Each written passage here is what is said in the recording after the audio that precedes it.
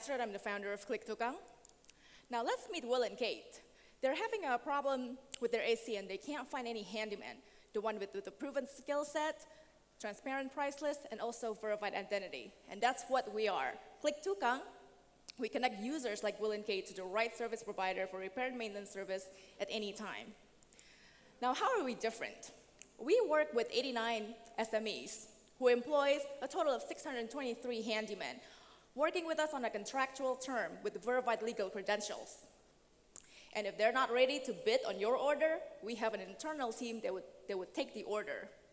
Customer security is our priority, and that's why we have a security code embedded on the app as our feature. Now, how do we make money? We charge a one-time booking fee per order generated, taken out from the supplier deposit put with us. Users then pay service providers directly after the services are rendered and are able to give ratings. Tukang are happy, and they stay with us because they want to get bigger ticket order. This is our traction since the launch of July 2016. We're nearing 6,000 orders, 6,000 downloads, and around 1,000 monthly order. As you can see, 52% of those are AC. What's the business potential? If we just take a look at the AC-related category alone in Jakarta, you're looking at $80 million. And if AC stays 50% of the orders, then you're looking at least $153 million potential. Now, why is Indonesia the right market for this business? 250 million population, 92 million smartphone users projected by 2019, rapid growth of real estate sector, and this is the most important thing, government support for the IT sector growth.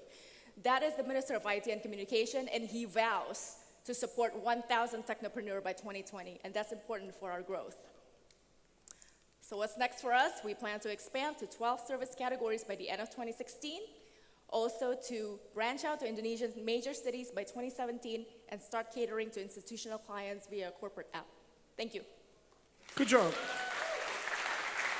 You have 15 seconds left. What's the most important thing people should remember about you?